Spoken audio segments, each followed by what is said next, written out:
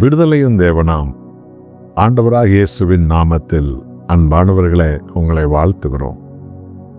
நாம் ஆண்டவராகிய இயேசு கிறிஸ்துவை இரட்சகராக மீட்பராக ஏற்றுக்கொள்வது என்பது உலகத்தில் மகா உன்னதமான மேன்மையான ஒரு விசேஷித்த ஒரு ஆசீர்வாதம். கர்த்தராகிய இயேசுவை சார்ந்து வாழ்வது, எனக்காக என் தேவன் எல்லாவற்றையும் செய்கிறார் என்ற அற்புதங்களை நம்மை காண செய்கிறது. 18ஆம் சங்கீதத்தில் 17வது வசனம் தாவீது சொல்லுகிறார் இந்த சாட்சியை. அவர் எனக்காக பழிக்கு பழி வாங்கி ஜனங்களை எனக்கு கீழ்ப்படுத்துகிற தேவனானவர்.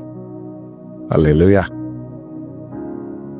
என் அன்பானவர்களே, தாவீது தன்னுடைய வாழ்க்கையில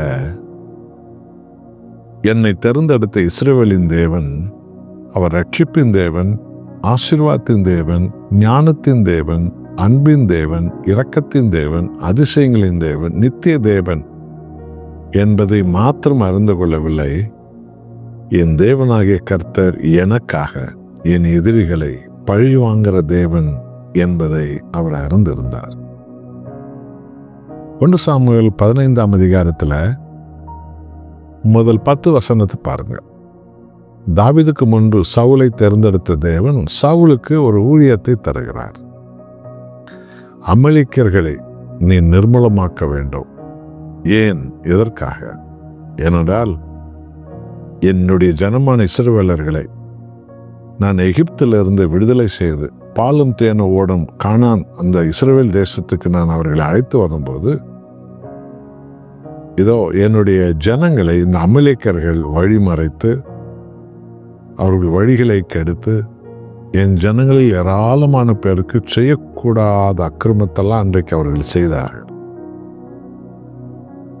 என் ஜனங்களோ பாமரர்கள், என்னையே நம்பினவர்கள். அதை அவர்கள் மறந்து விட்டார்கள். ஆனால் என் ஜனங்களை வழிநடத்தி வந்த தேவனாகிய கர்த்தராகிய நான் என் ஜனங்களுக்கு இந்த எதிரிகள் செய்ததை ஒரு நாள நான் மறப்பதில்லை. ஆகவே அமலேக்கியர்களை நிர்மூலமாக்குவேன். எத்தனையோ தலைமுறைகள் கழித்து அந்த துரோகிகளை ஆண்டவன் நிர்மூலமாக்கினார். இதுதான் நாம் ஆராதிக்கிற தேவனுடைய சத்தியம். அவர் நீதி உள்ளவர், உண்மை உள்ளவர், அவர் அன்புள்ளவர், இரக்கமுள்ளவர். ஆனால் அவர் நியாயம் விசாரிக்கிறவர். இதைதான் தாவீது அறிந்திருந்தார். சவுல் தாவீதுக்கு சத்ருவா வந்தான். ஆனால் தாவீது சவுலை எதிர்க்கவே இல்லை. எத்தனையோ தருணங்கள் சவுலை அழிக்கிற தருணங்கள் தாவீது செய்யவே இல்லை. என் கர்த்தர் பார்த்து கொள்வார் என்று விட்டு விட்டார்.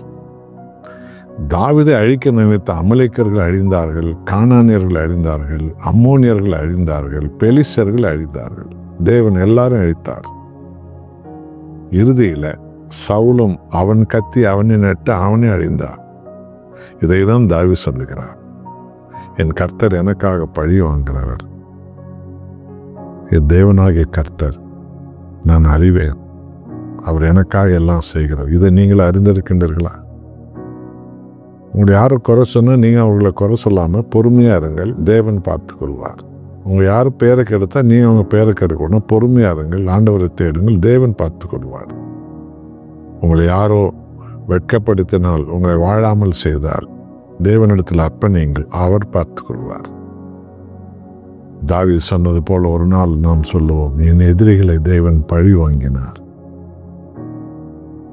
அந்த தேவனுடைய பாதத்தில் நான் உண்மை உள்ளவர்களாக இருப்போம். அர்ப்பணிப்போமா? நல்ல ஆண்டவரே, உண்மையே சார்ந்திருக்கிற உமது ஜனங்களுக்காக ஆண்டவரே, எங்களை சூழ்ந்திருக்கிற எல்லா எதிரிகளை நீர் ஆண்டவரை நிர்மூலமாக்கி போடுகிற தேவன். உமக்கு கோடி கோடி நன்றி ராஜா. எதிரியான சத்ருவின் கையில் ஒரு நாள் எங்களை விடாத தேவன். சாத்தான் திட்டத்தில் எங்களை ஒரு நாள் விடாத தேவன். எங்களுக்காக நீர் எல்லா எதிரிகளை நிர்மூலமாக்கினவர். உமக்கு கோடி நன்றி. நாங்களோ உத்தமர்களாய் வாழ அருள் புரியும். இயேசு நாமத்தில் பிதாவே, ஆமென்.